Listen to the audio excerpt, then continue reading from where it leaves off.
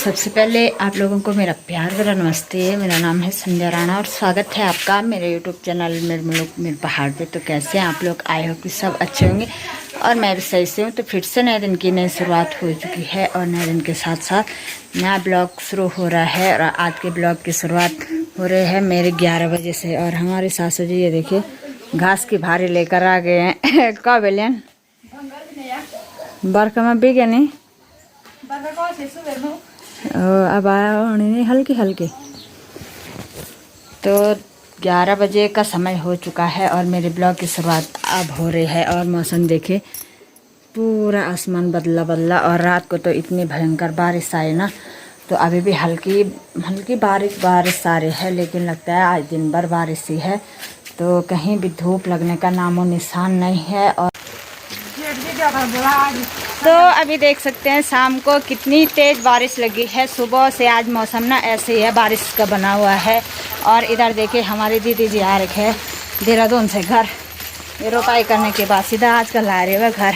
और हमारे गांव में हो रहा है श्रीमद् भागवत कथा का आयोजन और आप लोगों को ले चलते हैं हम वहाँ पे जहाँ हम कथा श्रवण करने जा रहे हैं। और आप भी हम लोगों के साथ हमारे वीडियो के माध्यम से कथा श्रवण कीजिएगा। और अगर हमारे आसपास के गांवों से अगर आप लोग हैं तो आप भी आ जाना हमारे गांव में, आपका हार्दिक स्वागत है।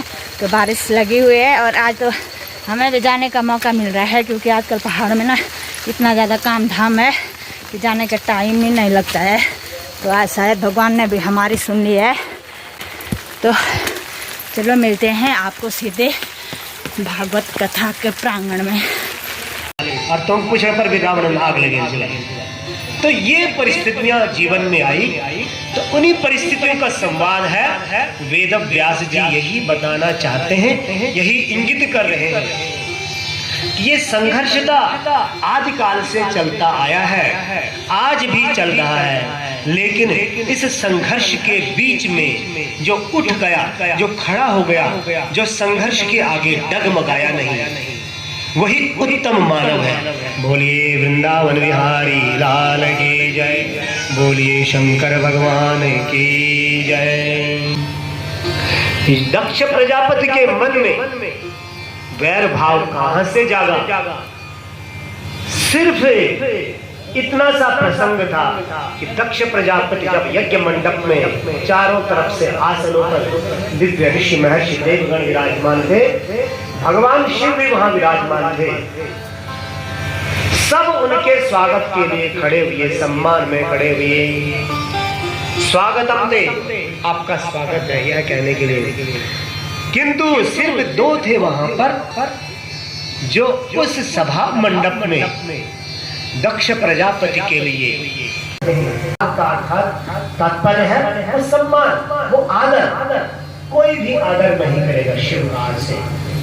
इस प्रकार से दुर्वचनों के द्वारा तमतमाने लगा, क्योंकि क्रोध आ रहा था दक्ष प्रजापति को और क्रोध में बोधमयी बुद्धि तो नष्ट हो चुकी थी।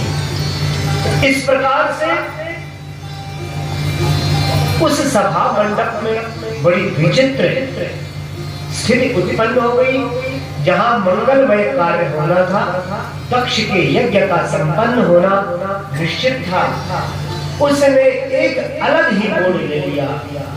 बड़ी उद्विग्नता के साथ, बड़े संघर्ष के साथ, बड़ी तिलमिलाहट के साथ, बड़े मनोमालिन्य के साथ, खटपट जेत हम बहुत सरल शब्द हमारी भाषा में थे, जेमा थोड़ा सा भी व्यवधान नहीं, मन में थोड़ी सी बात थी और भाषा का विषय में बोल रहा महापुरुष गई। शब्द संभल कर बोलिए, शब्द के हाथ न पाओ। शब्द संभल कर बोलिए, शब्द के हाथ न पाओ। जे का विषय में हम कभी बोला ना कि मैंने तक शक्ल नहीं रखो आज के बाद हो याद बोला नहीं बोला तो एक शक्ल हम कभी नहीं बोले। विद्वानों को बच्चे एक आख्यान पढ़ी छो कि एक भगवान को भक्त छो, भक्त भगवान की पूजा करो, पूजा करते बार बार घर परिवार में या तक भटकने लगे। एक बार साधु संत का आश्रम में पहुंचे, आश्रम में जाना संत के चरणों में प्रार्थना करी कि हे महात्मन मैं भगवान की पूजा करता हूँ, अर्चना करता हूँ, जप करता हूँ, लेकिन जब भी मेरी हाथ में माला होती है तब मेरा मन भटकता है संसार में, घर बार में, बच्चों में, दुनियादारी में। माला फेरते जग फिराना मन का फेर। अब प्रसंग पर हम वापस आते हैं। दक्ष प्रजापति और भगवान शिव दोनों में वैर हो गया था। दोनों ने मन में ठान लिया आज के बाद मैं तो दक्ष प्रजापति कैलाश पर्वत पर जाएंगे, और शिव ने सोच लिया कि मैं कभी भी अब अपने ससुरालय में दक्ष प्रजापति के महल में कभी नहीं जाऊंगा। द्वेष करते करते बहुत समय हो गया, और इसी बीच समय गुजर गया। ब्रह्मा जी ने दक्ष प्रजापति को विश्वरूप बना दिया, समस्त प्रजापतियों का अधिपति। आम भाषा में हम डीन बोल सबका, जैसे साधारण रूप से दक्ष प्रजापति तो पहले से था, वो जीएम जनरल मैनेजर तो पहले से था, अब एमडी बन गया, मैनेजिंग डायरेक्टर बन गया। अब मैनेजिंग डायरेक्टर बन गया जब अब कहते हैं ये मान कैसे बढ़ता, घमंड कैसे बढ़ता है। ओछे व्यक्ति को, तुच्छ मनोवृत्ति वाले व्यक्ति को जब जब कोई पद मिलता है उसके मन में और भी विकार आने लगते हैं। जो रही में ओछे बड़ो तो होती गिरा, प्यादे सो फर्जी भयो टेढ़ो टेढ़ो नाक। शतरंज के खेल में एक ओछा व्यक्ति, एक घटिया मनोदशा वाला व्यक्ति, अगर उसको उस स्थान से कुछ बड़ा स्थान मिल जाए तो जिसके मन में पाप चल रहा है वो शतरंज के प्यादे की तरह होता है। तो शतरंज का जो प्यादा है उसको अगर वजीर बना दिया गया, मंत्री बन गया, उसकी चाल भी टेढ़ी टेढ़ी हो जाती है। अब दक्ष प्रजापति की प्रमोशन हो गई और भी घमंड बढ़ गया। घमंड बढ़ने के बाद अपने प्रचार के लिए उसने एक और बड़ा यज्ञोत्सव आयोजन किया। उस यज्ञोत्सव का नाम था बृहस्पति सव। बृहस्पति सव नाम का यज्ञोत्सव आरंभ किया। उस यज्ञोत्सव में सभी ब्रह्मर्षियों को बुलाया, देवर्षियों को बुलाया, नारदादिशा को बुलाया, पितरों को बुलाया, देवताओं को बुलाया। सब अपनी पत्नी के साथ वहां पर पधारे। सबने मांगलिक कार्य संपन्न किया। सबने वहां पर आकर के उसके दरबार की शोभा बढ़ाई। तो इस तरह से जब यक्ष के घर में एक विशाल आयोजन, अभी पहले आयोजन हुआ था, अभी नया आयोजन, उसकी चर्चा चलते चलते दक्ष के कन्या की सती के पास भी पहुंची। जो देवगण हिमालय पर्वत की तरफ से, मार्ग ही वही है, स्वर्गारोहण, स्वर्ग की सीढ़ी ही हिमालय पर्वत है। उसी स्थान से आते जाते देवगण और उनकी देव कन्याएं, देवांगनाएं, उनकी पुत्रियां, उनकी पत्नियां, उनके बच्चे जाते तो उनके ये मुख से चर्चा होती कि वाह, दक्ष प्रजापति ने कितना भव्य आयोजन किया है। उसकी चर्चा जब मां सती के कानों में हुई तो उनके भीतर भी पिता के घर में होने वाले यज्ञ के प्रति उत्सुकता जागृत हो उठी।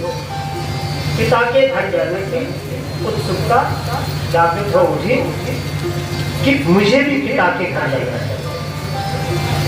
अब शंकर भगवान से संवाद हुआ।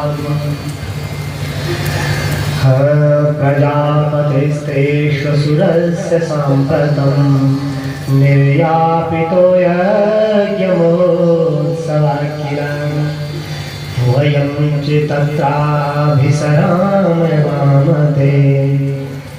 यद्यर्थिकामी विबुधा व्रजन्ति। सती जी का जो बोलने का अंदाज था कुछ हटके था। कहने लगी, सती जी को पता था इनके बीच में वैर है। कहने लगी कि हे महादेव, हे प्रिया, प्रजापतिस्ते ससुरा, आपके जो ससुर है, ये नहीं बोला मेरे पिताजी, आपके ससुर, आपके ससुर प्रजापति, दक्ष प्रजापति। हे प्रिय, तुमने जो मन में भाव प्रकट किया है अपने पिता के घर जाने, बहुत अच्छा। तुम्हारे मन में भी श्रृंगार करके अपनी बहनों से अपने परिवार में मिलने की उत्सुकता है और ये बिल्कुल स्वाभाविक है, ऐसे होना भी चाहिए। किंतु मुझे ऐसा लगता है कि तुम वहां गई और किसी ने तुम्हारा अपमान कर दिया, तो शायद तुम उस अपमान को सहन कर लोगे, लेकिन मुझे यह अपमान असह्य रहेगा, मैं इस अपमान को झेल नहीं पाऊंगा। अनाभूं तत्र विशदे अपृष्टो बहुभाषते अविश्वस्ते विश्वसिते मूढ़चेता। विद्वानों ने कहा कि जो बिना किसी के पास बिना बुलाए जाता है, बिना पूछे बहुत बड़ करता है, ऐसे लोग सब हमारे आसपास ही मिलते हैं, हमारे दैनिक जीवन में मिलते हैं। तो हमारे महान मनुष्य ने हजारों साल पहले एक बात की थी, शायद तब भी ऐसा होता होगा, आज भी है। और अविश्वस्ते विश्वसिते, जिस पर विश्वास नहीं करना चाहिए, ऐसे व्यक्ति पर जो भरोसा करता है, मूढ़ चेता नराधमा, उससे अधम, उससे मूर्ख मनुष्य कोई नहीं हो सकता। इसलिए हे पार्वती, हे सती, मेरी सलाह है कि तुम यदि यहीं से इसकी उस यज्ञ की अनुभूति अपने हृदय में धारण कर लो, यहीं से स्वीकार कर लो। मैं अपने पिता के पास हूँ, वहां पर यज्ञ मंडप में दिव्य हवन चल रहा है, होताओं के अध्वर्ग के ब्रह्मा के उद्गाता के द्वारा यज्ञ में स्वाहा स्वाहा के दिव्य मंत्रों के द्वारा आहुतियां डाली जा रही हैं। तुम अपने मन से यही ध्यान कर लो, शायद तुम्हारा कष्ट कुछ कम होगा। त्वयोदितं शोभनमेव शोभने अला।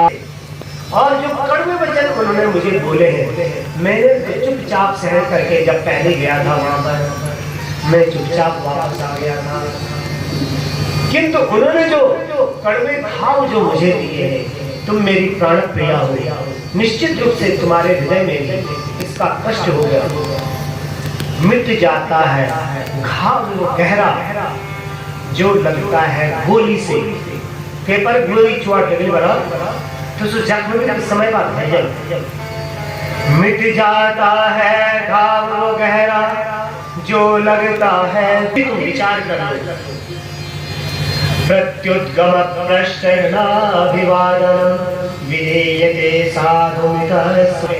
कहीं किसी के घर में जाते हैं, अभिवादन करते हैं और अभिवादन का कोई उत्तर नहीं देता, मन में उसी समय हीन भाव जाके चलता है। तुम वहां जाकर के अपने परिवार जनों से मिलोगे और किसी ने भी तुम्हारी उपेक्षा कर, तुम्हारे अभिवादन का किसी ने उत्तर नहीं दिया, तो समझ लो किसी ने कुछ भी नहीं बोला, तब भी तुम्हारा अपमान। और जो अपमान तुम्हारा है वो शिव का अपमान है, और जिसने शिव का अपमान कर दिया, पहली बार तुम्हारे अपने पूज्य श्वशुर जी को क्षमा कर दिया था कि किंतु इस बार शायद ऐसा संभव न हो। यदि व्रजिष्यत विहाय मध्वचो भद्रं भक्त्यानतो भविष्यति संभावितस्य स्वजनात् पराभवो यदा ससंजो मरणाय कल्मरे। हे सती, हो सकता है ऐसा कुछ भी न हो जैसा मैं कह रहा हूँ, लेकिन जो संभावित ससंजनात् पराभव, जो एक संभावित पराभव है अपने लोगों से, जो कोई दूसरा अपमान करता है, पाप झलक से अगले पिछले, पाप झलक से अगले पिछले, अब मुझको बचाने वाला कोई और नहीं, अब मुझको बचाने वाला कोई और नहीं। भोलेनाथ से निराला, गौरीनाथ से निराला कोई और नहीं। कोई और से निराला